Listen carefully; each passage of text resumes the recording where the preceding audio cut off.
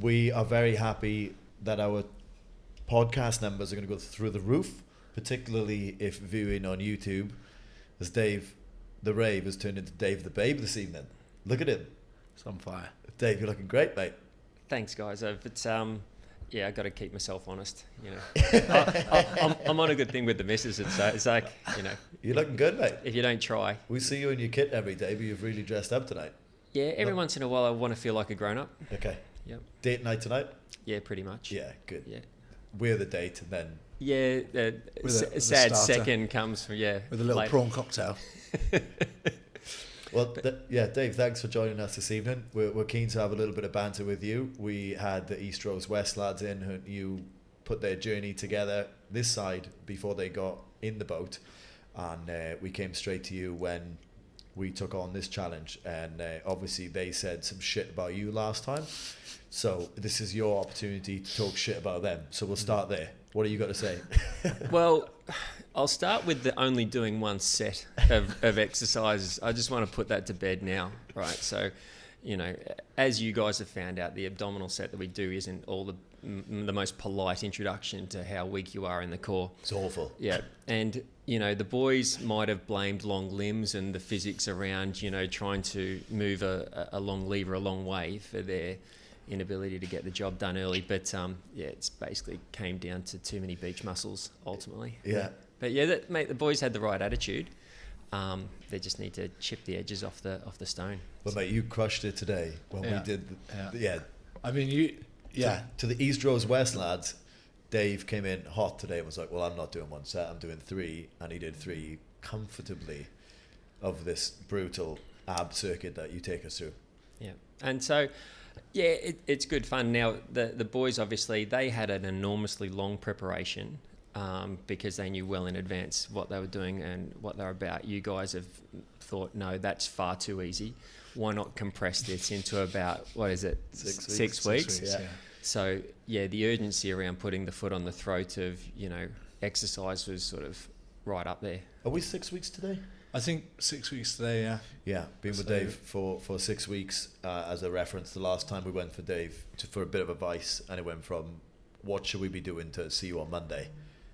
Dave, talk us through what you've experienced. Okay, well, it's good because sort of I do a quick meta-analysis of the people who I'm going to be training, and so, you know, instantly I looked at your rugby backgrounds, which was good. And so coming from sort of a high performance environment in the fact that things have been demanded of you in the past, then I felt comfortable that the messaging that I would give is it would have been absorbed. Yeah. You know, you've been yelled at before and you haven't, you know, had a sook about it. So I figure if I give you a nudge every once in a while, you were never going to have a sook about it. So I didn't have to worry about being, you know, all that gentle. But no, you certainly haven't. But today, when we moved on, you know, we've been doing a lot of deadlifting.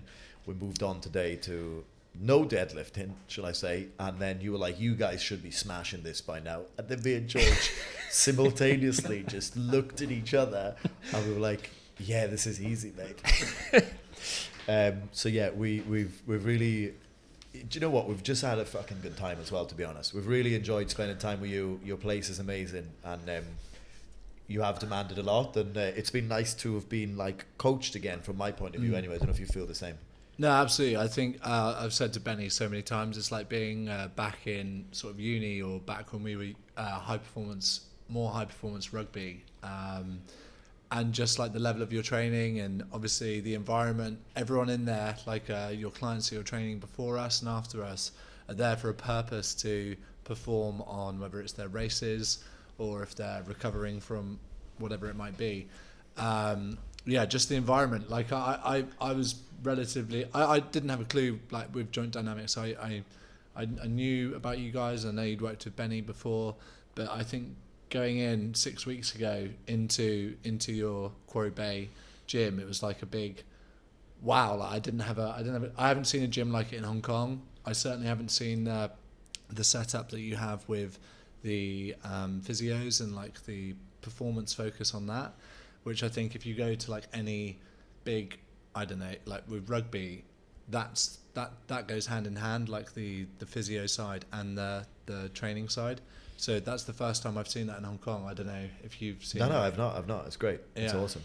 So It's really good. Like, I'm really lucky. I've got some great business partners, some really smart people, and so not to downplay myself too much, but everyone else is better than me.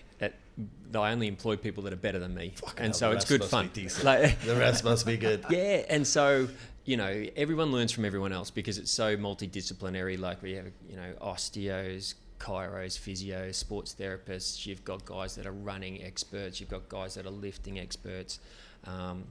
We've had rugby guys as trainers before who bring a different intensity to things as well. Kind word. Yeah, some people just like getting beasted in the gym, and so yeah. there's an art to delivering that with a velvet sledgehammer. So when you guys came in, and obviously we could see low hanging fruit, right? You could say, okay, there's some things that you can fix really quickly and really easily, and then with the finite period of time that we had to just like jam away at making sure that you wouldn't break when you got this done. You go, okay, you've adapted really quickly to that, and like you didn't have a chance to not adapt really. Everything was overloaded really, really quickly. Yeah. And so it's been good that you guys have been honest about injuries and these sorts of things and what really hurts and what doesn't. Having an underlying degree of robustness to yourselves makes it really easy. Like, I've had clients that are, they're like wet tissue paper. It's really tough to turn around and give them a nudge without them just completely folding. Get lost. Get lost. No. Give 100 every time. This is from a bloke who had stomach cramps when we were doing the first set. That's it. Gosh, Don't throw stones in your glass house over there. that means I have abs. That means they're in there. Yeah, but yeah, so, when we come to work every day, you're going to learn something from someone else. We've got a kid in there that spends half of his day upside down doing handstands, and today he was on his hands for would have been 2 minutes, and his legs were like one of those, if you've ever gone past a used car salesman and they've got one of those men's waving, and so his legs are like these waving arms and all this sort of stuff, and he sat upside down for 2.5 minutes just waving his legs in the air. I'm not sure what sort of functional fitness that does, but geez, it was impressive. Still impressive, mate. I'm tipping he's red hot with the girls. Yeah, and his Instagram must be fire. Yeah, Ryan Shum, he's legitimately elite. Yeah, we've got another guy in Central, Ben Lincoln, who is like probably the most impressive guy I've seen do anything ever. Yeah, he's pretty good. So all the time I'm just, I'm the old guy in the corner that, has got a bit better chat than most. Is that the secret to youth then? Yeah. Yeah, the secret to youth, I've got a real good theory on this. It's just basically laughter. If you continually laugh and take the piss out of yourself or someone else. Mate, you're wrong, because me and George laugh all the time. We look older than we are. It's the man who's born on April Fools, right? Yeah, that's it. Yeah. Mate, I was actually going to bring it up. I stood on that. I don't know if your machine is one of those machines in the gym as well that like reads your metabolic age on the inside. My brother at uni, like they had this new machine put in. I stood on it a few years ago and it said I was 48. I'm terrified every time I look at it. It's the one opposite the the weight scale. Do you know what I mean? I don't know if it's that one, but I'm like, fuck, I'm not bringing that up. But this feels like a good time to ask the question. Is that one? No, it's not. But we do it as a gig as well. So, like, we'll go into corporates, and I'll sit there and I'll have a discussion with some guy across the table, and I'll make him stand on these scales, and he'll grab the bioimpedance thing, and it'll say, okay, physically you're, what's your age? You're 32. Physically you're 47, and so you sit there and have an honest conversation with the bloke, and you say, well, mate, let's be honest, and what happens is you do this hour after hour after hour, and then towards the end of the day, your threshold for people just being a bit sloppy and a bit lazy with themselves really diminishes. The first person you talk to, you go, you're dancing around the edges, you could just get a bit more active, etc., etc. By the end of the day, you're threatening people with an early death, right? And so there's this one bloke, and he's a big unit, he knows where the pie shop is, and so he's sitting there, and he came in with this body age of like 44, and these guys, and they see it too, right? And so I'm not just making it up, and this guy's only 32. So I sat him down, I said, listen, mate, he beat you. Yeah. I was going to say, I was 4 years younger than I was. But you sit him down, and instantly it's like, so mate, have you got kids? Oh, I've got 2 kids. I said, okay, do you want to see them grow up? And he's like, what do you mean? I said, you'll die early the way you're going. And he's just like gone, looked at me and pushed himself away from the desk, and his heart's racing, everything starts to beat. And he goes, well, what do you mean? And they've got this thing called like a visceral fat and a subcutaneous fat. Now, your subcutaneous fat is sort of subcuticle, so it's just under your skin, and your visceral fat, there's the fat that sits around your liver, kidneys, and internal organs. It's the dangerous stuff, you know. Anyway, they've got this sort of marker or reading that says, okay, your visceral fat is X. Anyway, this guy's visceral fat's just, you know, there's a new scale that he burst through the top of. And I just said, well, not only are you fat, you're old, you got 2 kids, and you're not going to see you grow up because you're going to die early because your visceral fat's through the roof. I'm surprised your heart's still beating, sort of thing. And he's just like, and so, you know, that's at the end of a very long day. Like I'd, you know, got the grumps early. Then a year later, I'm doing the same gig for the same company. This guy walks in, he goes, so do you remember me? And I've gone, well, no. I said, I'm really sorry. I see, you know, I talk to a lot of people at rapid succession. He goes, I'm the guy that you said would probably die an early age. I've dropped 15 kilograms. I ran a marathon last week in 3 hours and 45 minutes, blah, blah, blah, blah, blah. I can't thank you enough for scaring the living shit out of me. I've just gone, mate, that's epic. And I didn't want to tell him that he just got the wrong end of me at the wrong day. You know, if he had been the first person that turned up, he'd probably be still fat as a house, right? So, you know, when you had the conversations with people, like the conversations with you guys, you've got a purpose, you've got an intrinsic motivator, you've got a background of, you know, being able to get stuff done. You can execute, and execution's a big thing for me. So you go, okay, am I backing a horse that's not going to actually finish the race? Well, no. You know, at what shape are you going to finish the race? And you might be in absolute pieces. Doesn't matter. You'll finish. You'll execute, sort of thing. So sometimes it's just the message that you get and how you can turn around and push someone to go, yeah, I'm going to get this done. On what you said there, my father, he did pass away when I was 21. But when I was just born, he was smoking at the time, and literally someone was like, "You ain't going to see your boy grow up." And he put the cigarette out and he never smoked again. Yep. That's what it takes sometimes. My old man was a big smoker as well. And he's an interesting cat to talk about, to be honest. Because, you know, I've got a good amount of years on you guys, and he was almost the epitome of, I wouldn't say toxic masculinity, but certainly, you know, I've done it harder than you, blah, blah, blah. You know, he worked 5 jobs for a period of time. He was a hard nut. He was an opening bowler, angriest bloke in the universe. And he smoked a lot, and then he migrated from, he used to smoke a pipe, right? And we'd be in the car, this station wagon, no aircon, and all of a sudden Dad's just smashing this pipe down and just like puffing these fumes out the back, and we're like dying in the back. The kids are just screaming, and then eventually someone told him, he said, listen, do you realise what you're doing to yourself? You'll end up carking it.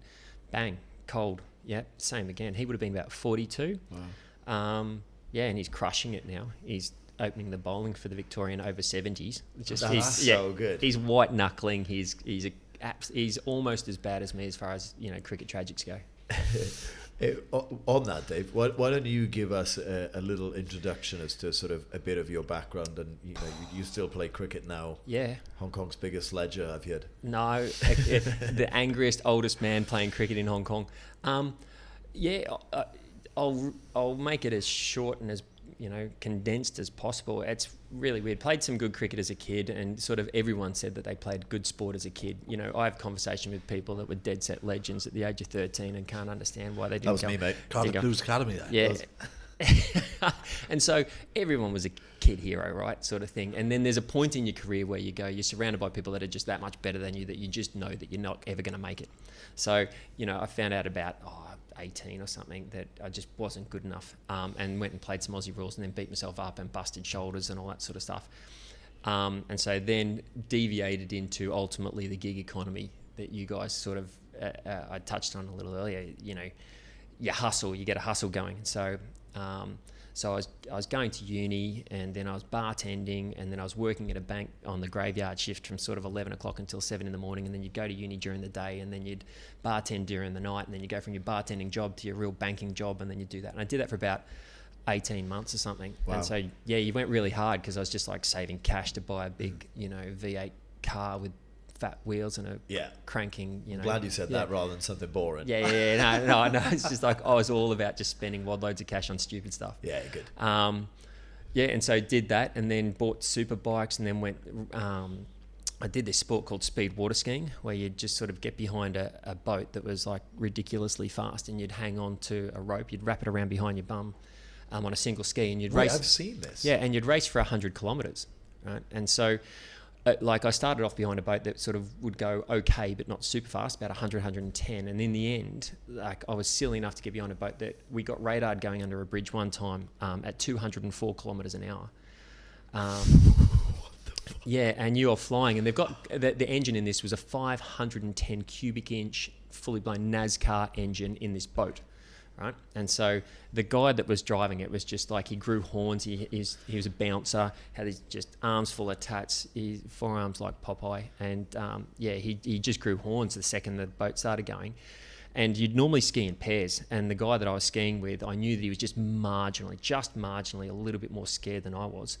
And so I knew that I'd never had to take my hands off the ropes to actually wave the boat down, say, you've got to go slower. We used to call it patting the dog. Like I never had to pat the dog because the guy next to me would always do it just before I'd shit myself.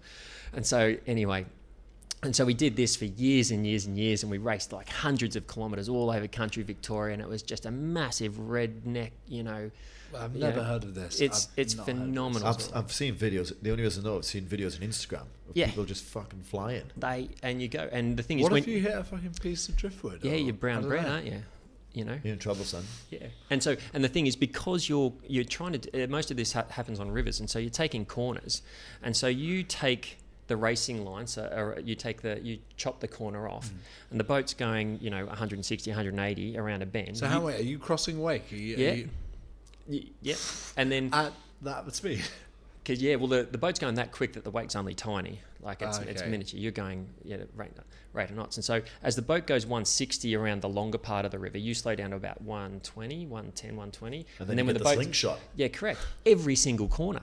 It's just the greatest thing in the universe, and so you're getting slung shot. No one except you. Yeah, it's fantastic. And because you're turning a corner, your shoulder's about 9 inches from the water at 150 k's an hour. It's fantastic. So Dave, you're telling me if we find a boat in Repulse, we're going to slingshot you round to deep water? If the water was actually, flat like a pond. Yeah. River's different, obviously, right? Compared to much more. Yeah, and I've gone water skiing out here as well, and it's like standing on a fence paling. Like it's bloody hard work. But yeah, so I did the water skiing for a period of time, and then got a grown-up job in a bank, and then lived in Tokyo and Singapore and Hong Kong, and then Melbourne, and then Singapore, then Hong Kong, and been all over the shop. Man, that was a very quick. There was a lot of chat on the boat. Then you were just just skip 4 countries, mate. No one gives a flying about a banking career. Everyone's heard of some wanker be a banker, right? It's just that's class. I had no idea about any of that. I've also seen people water ski with no ski. Yeah, and they do their bare feet. Yep. Have you done that? Yeah. Yep.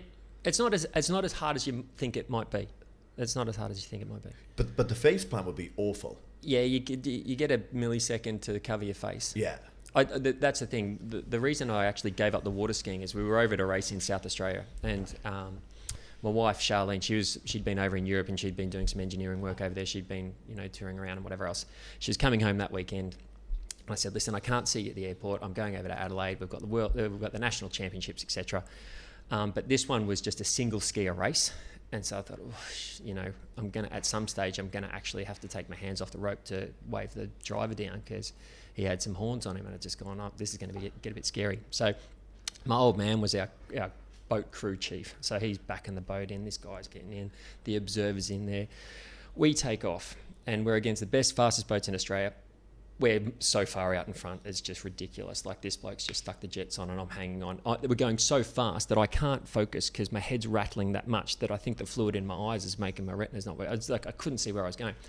So you went up the river. The river was so wide that you would then turn around and come back down the river. Now, there was an island in the middle of the river. And so you went up one side and the water was quite rough on that side. And then when you turned around and came back down, there was a smooth spot. And so the boat driver's gone, smooth spot, bang, he guns it. We're absolutely motoring. We come out of the shelter of the island was giving us. we hit a wave, and you know when you've ever been double bounced off a trampoline where you go boom, boom, and then all of a sudden you're miles in the air, you're well out of control. I basically hit a wave, hit the bottom of the next wave, and I was up in the air, and that's all I knew.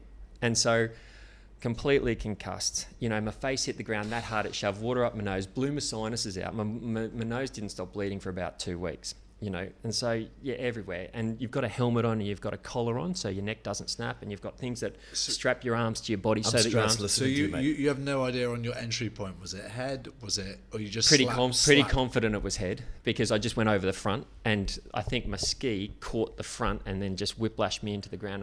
Because surely when you're that quick, it's not like the water doesn't. It's concrete. Resemble water, yeah. Yeah. It must be like more like fucking. If you're a long way from your kit, it must mean that you slowed down slowly, so you skipped across the top, and my helmet was like miles back. But yeah, so that was the last one. Yeah, that was the last one. My old man just said, "Listen, never again." Because like the paramedics come in, they pluck you out, they take you off to the neurosurgeon, they go, you know, ABC, this hasn't gone all that well. So your old man said stop, but your misso was like, have another go. No, because I was sitting there going, well, by that stage, my trust for the driver had obviously deteriorated quite rapidly. Because like, sure, there's a lot of trust in it. Yeah. I couldn't let go. Like I was so terrified, I just couldn't let go. Tell him to go slower, and so he's just thinking, okay, well he's right. Boom, let's go. So I was anyway. Long story short, gave that up, and then bought myself a superbike. One for the other, right? Yeah. And I was really fortunate that I had a very scary experience on that really early, and that sort of sobered me up on that one as well. I took it down to Phillip Island, and Phillip Island's got this really long straight.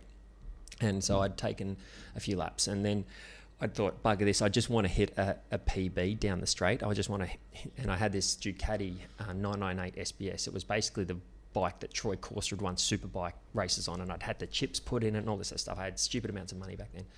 And so just leathered up the whole ball and dice. Anyway, I didn't give myself anywhere near enough time to actually brake.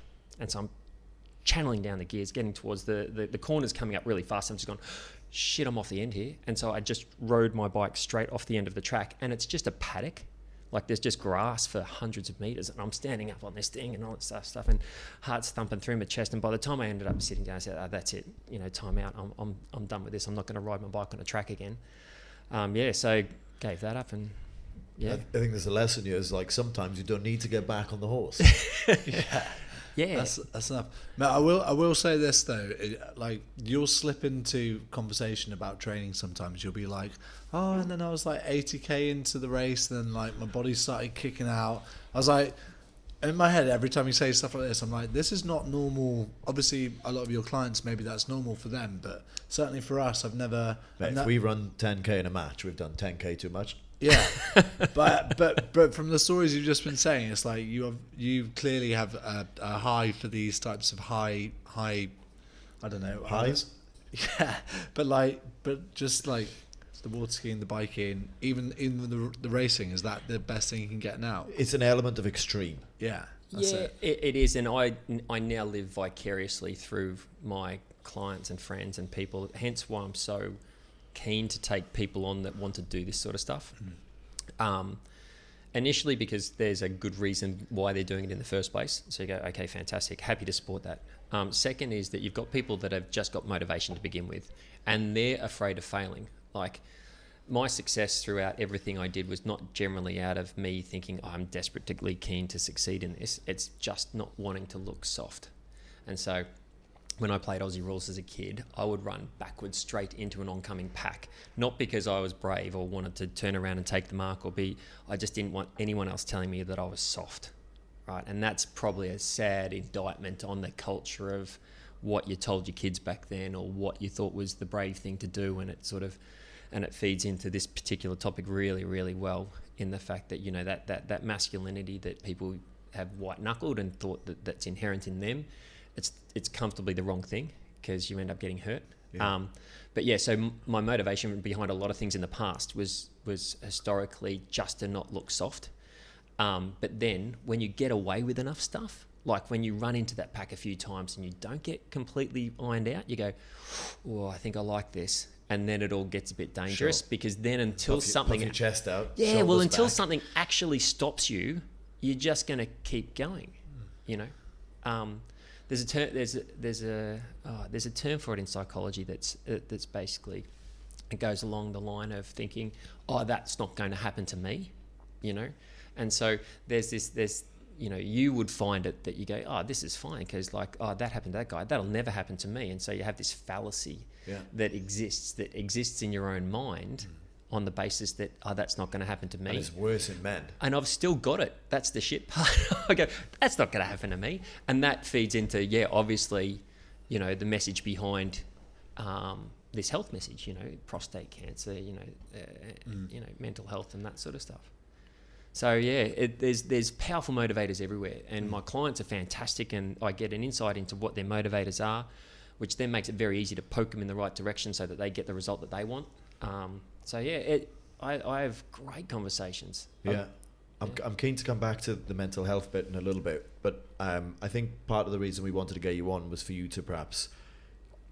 We've posted some content, not too much content on what we've gone through, but wanted you to like perhaps give an overview of, you know, how you programmed what we've done, why, and then give some methodology to the madness.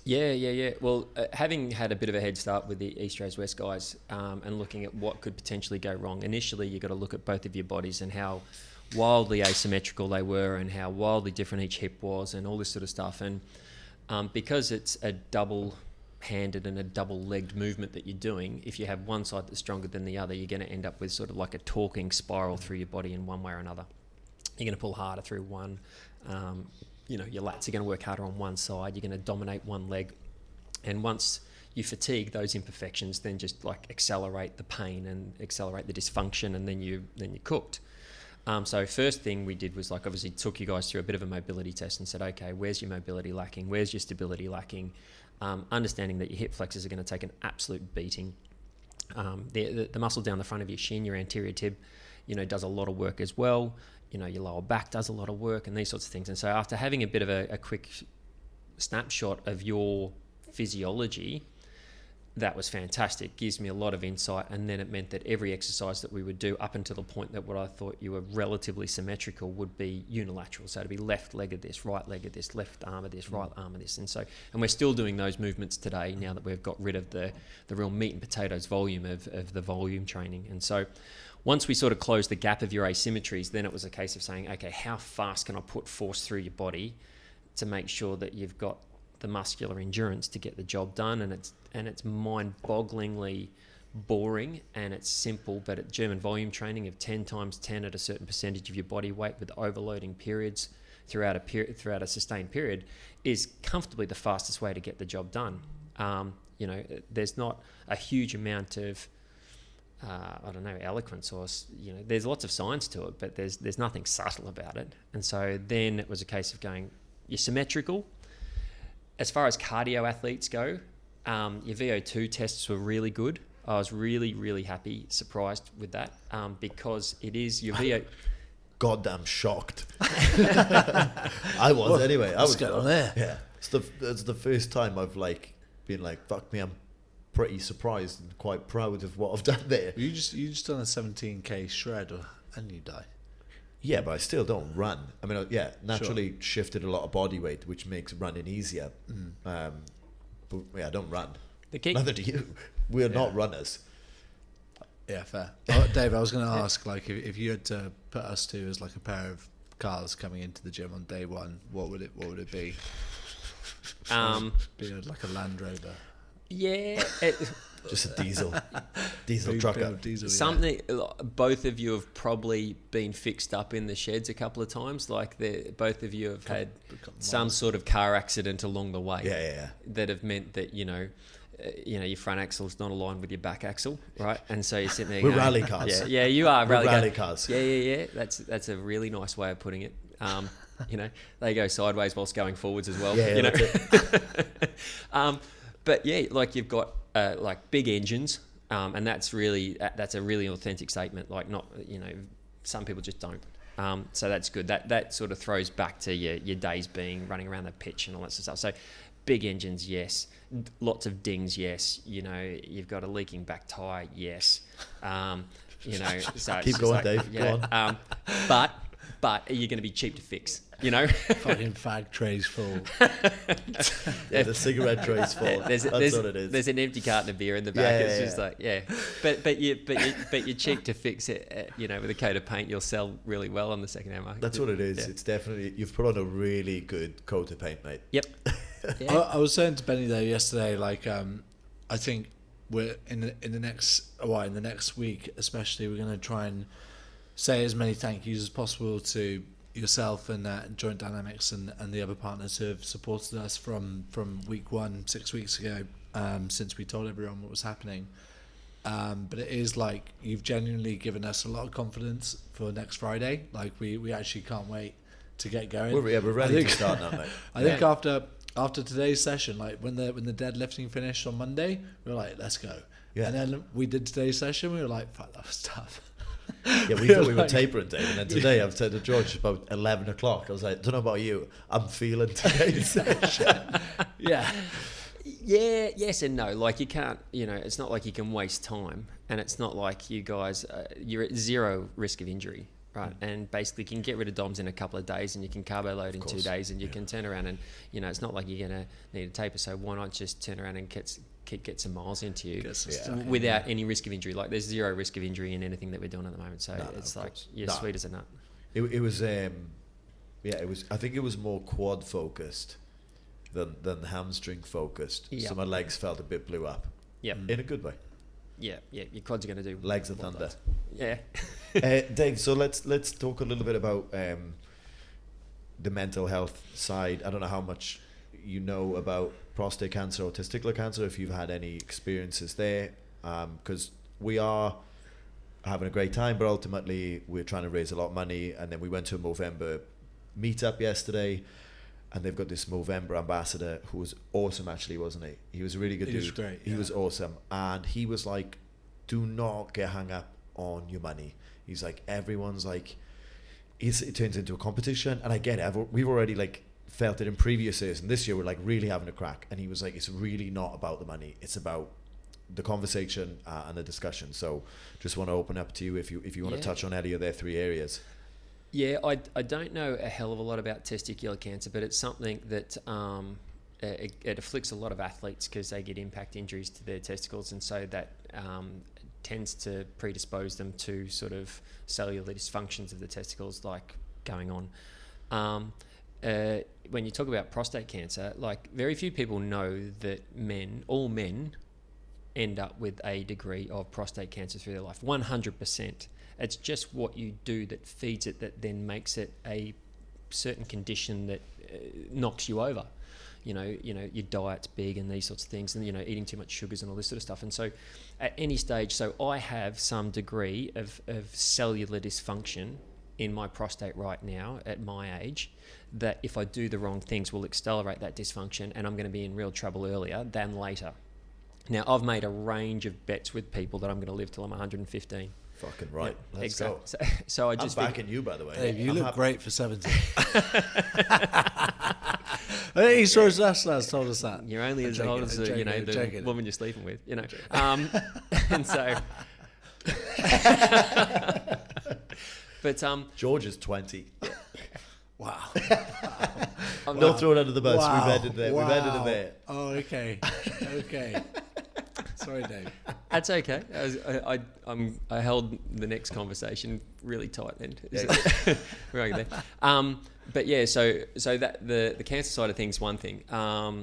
Like the mental health side of things is really really close to my interest. So I'm 80% through a psych degree, for which I'm then hoping to go and do clinical psych and then trauma psychology sort of thing. And so the experience that we've had with a refugee charity that I work with, Run, shows just the brutal toll that mental health takes on people through a one-off experience or through traumatic periods of crises or whatever the case may be.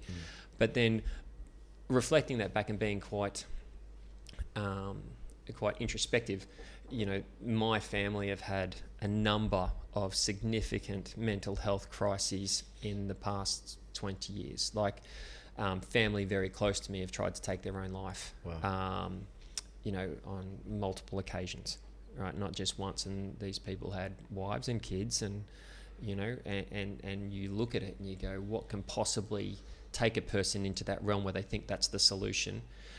But people from the outside in, and this would have been as far back as 15 or 20 years ago, people just go, oh, you know, they're weak of mind, or they don't have the courage, or they don't have the intestinal fortitude just to kick on. But people don't understand it's a disease, right? You know, and so once you can get that stigma over that, you know, this is not just me being soft and like me going out of my way to make sure that I wasn't the bloke that was soft. I have to really adjust the way that I approach, you know, my historical biases around the topic, because 15 years ago I would have been the same person. I was like, oh, that's just soft. What's he, you know, get up, you know, have a go, you know, I was that guy about 15, 20 years ago, where I'm just looking at it going, come on, have a go. And that's got to stop, and that's generational. So you've got to teach that to the next generation and make sure that they don't have those historical biases that happen. Do you think at what point do you think that changed for you? Or is it gradual? It's gradual. You really do turn around and chip away at it, because you can't change the way that you feel quickly, you know. Or you can have all the evidence, you know, provided to you, but if you have that, you know, that's never going to happen to me thought, you do have that for a long period of time. I still think that, you know, all these things that afflict other people are never going to happen to me, you know, sort of thing. And that might be mental fragility, or turning around, and not mental fragility, but mental compromises where you can't control what you're thinking. And so I do think it takes time. I do think it takes the conversation to be had multiple times. It takes someone brave to actually admit it in the open environment. Now, I think what's happened recently in the sporting environment's been incredibly healthy. So Ash Barty in particular, like female number one, just goes, you know what, this is not for me. So she retires at the age of 26, number one, could have made millions, just goes, no, I'm just not up for it, you know. I mean, even, sorry to cut in there, but like Michael Hooper, Australian captain, has gone, I can't play this weekend. Yep. Yeah. Interestingly enough, he's just been selected in the squad again, so he'll come back. But at the same, but exactly that. But just on the men's side, he said not playing during the start of the rugby championship. He was like, I can't play, I'm not in the right headspace. And he was captain, and it was the Thursday, and he pulled out for the weekend, and they let him fly home and go spend time with his family. Yep. I didn't know that. Yeah. And now he's back he's ready to play, and he's back in the squad. Yeah, and he'll probably run through brick walls. It'll be impossible to stop, because he's got everything going. He's the golden boy of Australian rugby. He's like captain, super young, and the superhero captain, and he's on that. I can't do it. Yeah, and he is the alpha male. Yeah, that's it. You know, he is the alpha male that's going to go, okay, I'm going to go hard at this. Other people that you can see it, you know, Japanese female tennis player, Naomi Osaka. Watching the documentary that, you know, Nike ran up to that, shows how, like, the degree of epigenetics around this sort of stuff accumulates. And so you might have a genetic predisposition to potentially have, you know, depression or some sort of mental fragility. But if you're put in an environment that then fosters that, or then switches it on, or whatever the case may be, like, her parents they're culpable for what they did to that girl. She was just pushed to within an inch of her life. She competed against her sister every single day of their adolescence, from the age of 4 to the age of 16, and they're wondering why she's a bit, you know, uninspired, you know, these sorts of things. And so if you can push people the right way, guys will tend to, and we see it in the fitness environment as well, and we see it a lot with people getting injured. Females will be brave enough to say, oh, something's wrong, I'm not right, fix this. Guys will go, no, I'm fine, no, I'm fine. And then they'll go, oh, this is completely broken, fix it, sort of thing. And that's the problem that guys face. Sorry, I don't know if you could say something. There's an interesting discussion to be had about where there's so many blokes that have, we could say, gone off the rails, whether it's during the career or after their career, which is probably largely down to their mental health.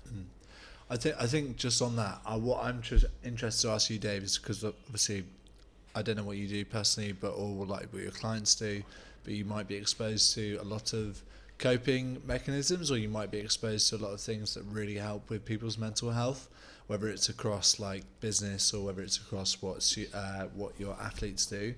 or what you personally do, but I'm interested to know, is there things that you go to every day, whether it's like meditation or if it's like, I mean, there's a lot going on with cold baths. I mean, personally myself, I always found when I'm really sick, I would go back to breathing.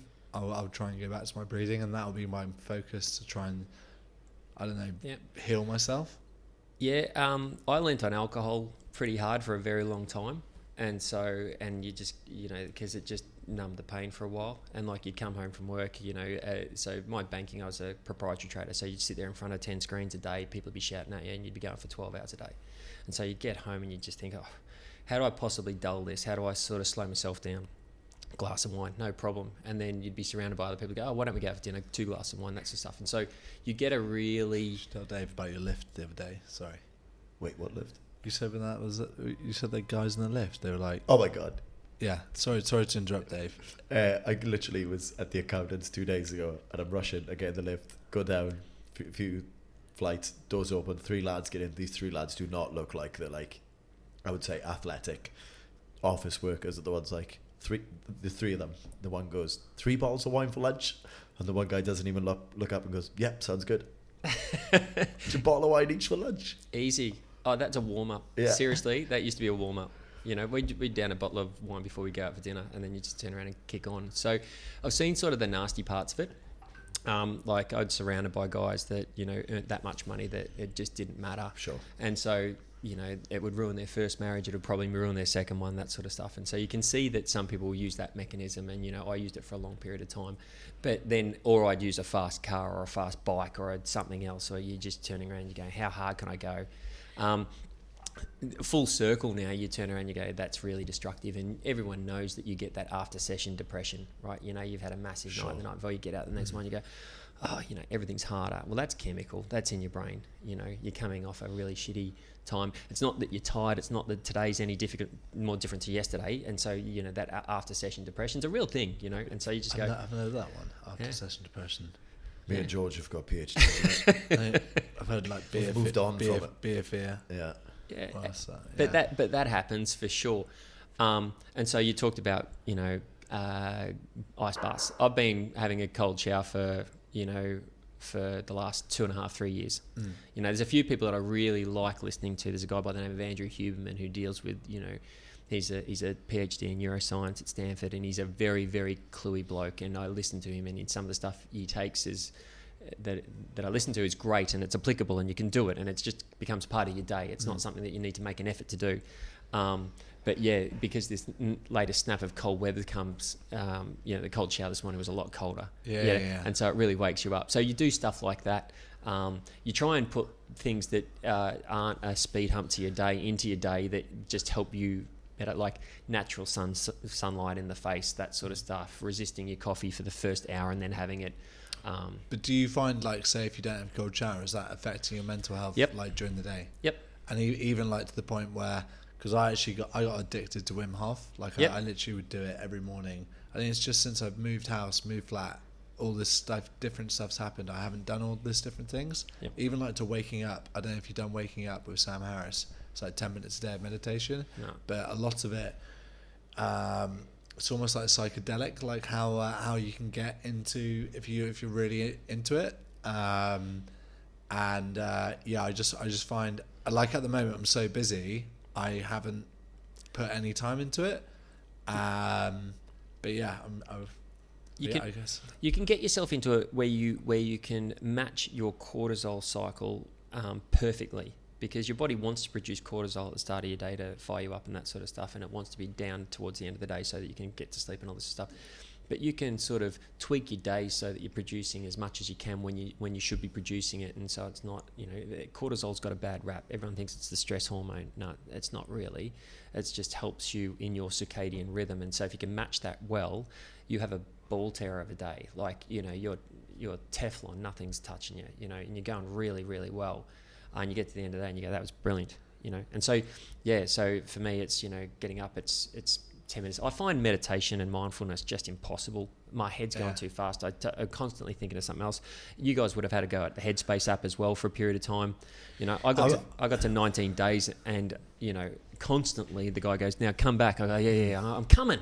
You know? I would say on that though, it's like you find one, like I couldn't do Headspace at all, but then like waking up I really got into. I think it's like listening to a podcast. You find people who you like listening to, and then it's like, or like even training, like you train well with someone and then you can't train well with someone else. I'm sure it's just like a case of aligning yourself correctly. But I was listening to Joe Rogan the other day, and he was talking about he's so fascinated how his mind is different after training. Like after, you must have a lot of evidence on how you feel post workout, and like the importance of actually training every day. But he was like, I'm interested in that. I'm interested in how I feel after a sauna. I'm interested in how I feel.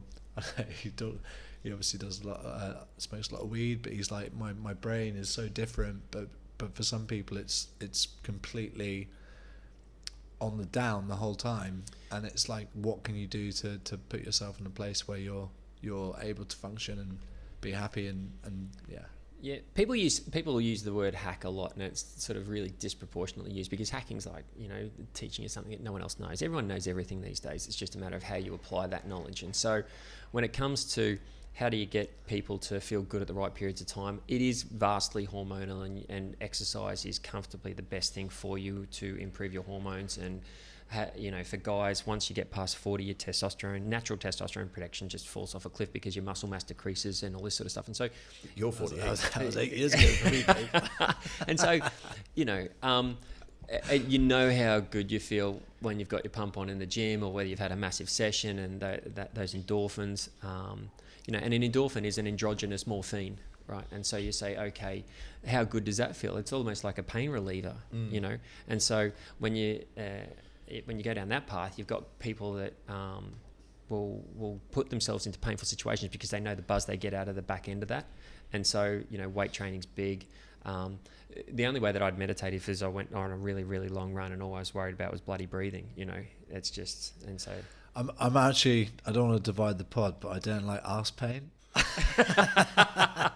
but Dave, I wanted to know, because I asked the East Rose West lads last time, where does their headspace go when they're in the pain locker, in the hurt locker? Like, I don't know if I really got an answer to what they did, but I mean, they had just chat that they would talk about. But for yourself, you do these ridiculous runs. You talked about doing these 100k runs just like casually, like, and then like at 90k, I was a bit sore, and like where are you at for the first? I've got to state that I'm a rookie when it comes to, like, my clients go on 300 kilometer runs and, you know, 14 k's of elevation and all this stuff. There's no heroes here. Yeah, 100k exactly. Run is a joke. Yeah, so don't dumb yourself down. But the thing, the reason that you do it is to turn around and beat someone. Like, the reason I'll turn around and run 100 k's is you're slipping, mate. Dave, I almost died on the Lantau Trail. I'm not even joking, mate. It was like 40 degrees, and I was holding my grandparents' hands walking down the path. I was that fucked, mate.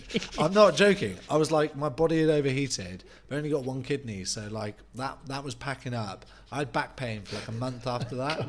Mate, my hair was fucked. We found a stream, and I took all my clothes off and just lay in the stream like naked. Actually, so did my friends. That's a good story to tell now, and not when we first met. Yeah. But I mean, like, yeah, I don't know. I'm still interested to know, like, how you cope through the hurt locker, because surely it's not like when we were doing the leg exercises today. It was 40 seconds of uncomfortableness, but you're literally doing like that for 6 hours. And I want to know, when we are uncomfortable in next week, what's a good strategy? Or there's a weird strategy that some people have used. Now there's a couple of guys. There's this one guy called Andre Blumberg, who's a legend of Hong Kong ultra running, and he did these massive, great big races, and we trained him to the point where at the age of 47, he was breaking records and winning races in Germany, like the Tour de Ruhr. That's a flat race, but 232 k's, and he averaged 11 k's an hour for 230. Did not stop, right? Just kept on trucking. Once you get to a certain period of pain, what happens is your body produces what's called an endocannabinoid, an androgenous cannabinoid, where effectively it's a euthanizing sort of hormonal response that says, okay, you're in that much pain, I've got to help you out somehow. You're dying. No. And so what you'll find is some people will go searching for that max pain level as fast as they can, because they know their body's response is to actually go, okay, this is the max amount of pain I'm ever going to feel. So then my stress response to that pain is proportionate, and so I'm not getting more stressed and burning more energy because I know this is the max amount of pain I'm going to feel, because I'm getting that, like people go into shock and they don't feel it because their body's produced this endogenous cannabinoid and they've just gone, okay, we've got to cut this out, otherwise you guys are in trouble. I don't think you're going to be rowing long enough to actually get to that pain point where then you then get that relief. So you're a bit screwed, really, you know. So you're not going to get that relief. To be honest, when we did, you know, our 25k row, and Dave was like, "Don't get off," knowing that you had done yours 2 days before meant that I had no option but to get off. So it's not that I don't think I would have got off anyway, but like knowing that you'd already done it 2 days before, it's like, well, I have zero option. You know, if you'd say, look, Dave, I did 20, but I was absolutely fucked, I had to get off, but then I did the other 5. If I'd got to 20, I'd gone, that's me right now.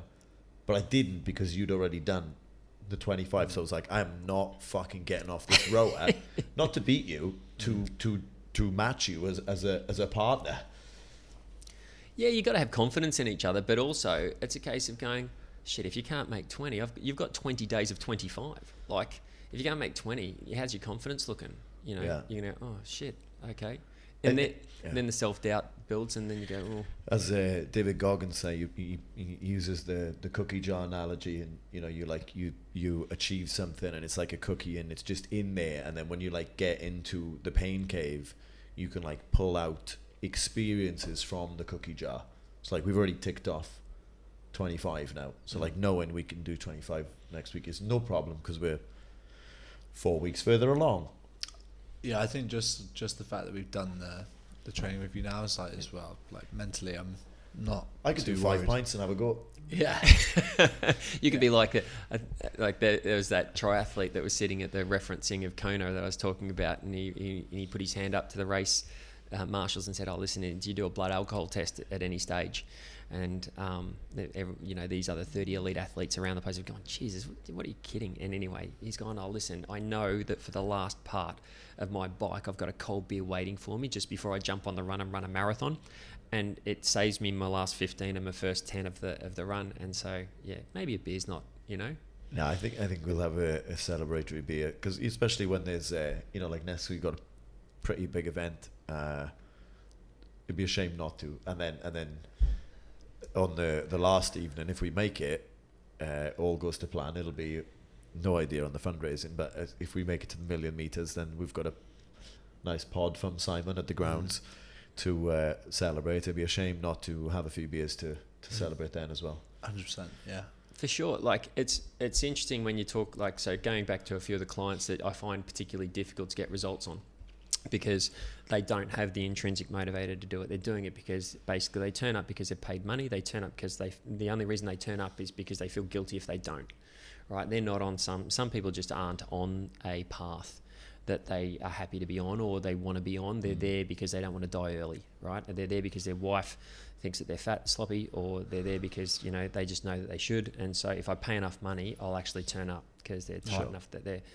And so the key to keeping certain people on the rails is never giving them a chance to fail, right? So you don't put them on a diet. You don't turn around and tell them that they can't have that. You just tweak around the edges. And so, but this one particular client, like he was in a terribly, terribly bad nick. And he's walked in and he's ginormous, and he's got the red face of a guy that's had probably too much red wine, too many red meat meals and all this sort of stuff. He's very, very immobile. He's had his L4-5 fused because something happened in his life and he's busted his back and whatever else. His ankles move as well as George's, which isn't particularly... My ankle's fucked. Yeah, they're not. They're not optimal. They're suboptimal would be the best term for it. But this bloke turns up and so he said, oh, what should I do? I said, listen, I'm not going to put you on a diet. There's a couple of things I say. I said, just do not eat bread or any bread products. Okay, that's your diet. And the other one is, if you're going to drink alcohol, it's vodka, lime and sodas, or it's Pinot Noir, you know, red wine, Pinot Noir. And he goes, okay. So the next week he walks in, he goes, yep, I've sorted myself out. I bought 3 cases of Pinot Noir. I'm going, not really. 4 bottles of that. Not was it fresh lime or was it like, so yeah. But at the same time, 3 years later, he's down 20 kegs. His heart's still beating. His wife's a lot happier with him. You know, he's golden. That's key, right? Yeah. Just don't give people a chance to fail. Yeah. Well, when we did our education around biomechanics, we went to this institute in the States called the Gray Institute, and it's a little bit hokey in the fact that it's this small town outside of Detroit, about 45 minutes, Adrian, Michigan it is. And the guys there are quite Christian and these sorts of things, but what they do really, really well is they know biomechanics unbelievably well. The human tensegrities and all this sort of stuff. But the one thing that they do is they go, okay, whenever you start something difficult, start with what you're good at first, so that you have a bit of momentum of success. I'm not as bad as I thought I was, and then you move slowly to the things that you're not quite as good at. And by the time you get to the things that you're really not good at, your body's sort of adapted enough that you'll get some degree of success out of something that you're not really good at. And so, whereas the antithesis of that is what you're taught. What's the problem? I need to fix the problem. So don't go at the problem, go at what they're good at first, and then go, okay, eventually we'll fix your problem for sure. It takes a little bit of buy-in time for the client to realize that you're going to get the job done. But the second you present them with their failures and then they can't do it, then you've lost them. Sure. Mentally, in all respects. Yeah. And so, if you just never give a person a chance to fail, you're good, So Like your ankles, George, would be just like a challenge. And so what we did is we went miles away from your ankles and we said, okay, let's look at your back, Mate, it was that fucking 1950s Ford car, my ankles are. It was that day you were working George's ankles, and mate, you were getting a workout. Yeah. I could see you sweating. I needed a hammer and a chisel. It's just like these things were fused. Yeah. They're Fused shut. They're stumps. They're fine. There's no easy way to say it. They're absolutely, There is hope. There is hope. But, yeah. Still. Dave, we're approaching the hour there. We try to keep it to an hour, so I Yeah. think me and George just both want to just publicly, even though there's only three of us here, publicly say just you are a fucking legend, and we've enjoyed spending so much time with you. I don't know what we would have done without you, quite frankly, now, and it's just been an honour to be in your guidance and in your facility as well, as George said. I would say awesome. you're I've joked about it, you're the spine of our team, no doubt about it. After I think when we came in 6 weeks ago, we really didn't really have a clue how far out of our depth we were, but then through your training and everything, we're gonna miss you, mate. Yeah. Well, you've just got to pick something stupid to do again, and we'll just do it again. But thanks for inviting me into the program, inviting me into the process and the program, and because I get wild amounts out of helping people succeed. It makes me feel really good. So it's very selfish for me to turn around and get on your boat and get on the East Roads West boat and all this sort of stuff, because you just go, what, this is fun. You got to surround yourself with fun, good people. Makes me feel marginally younger than I am, so it works really well for me. Keeps me out of the house, so the wife's happy, everything's good. Yeah, you're a legend. Thank you, mate. Yeah, thanks so much. My pleasure. Thank you very much for having me on. Yeah, we look forward to we've got a few more sessions with you. As soon as December 1st comes, we'll be making up a new challenge so we can still see you twice a week. Excellent, boys. Fantastic. Congrats. It'll go Dave. well. Legend, Thank you, mate. Thank Cheers. you.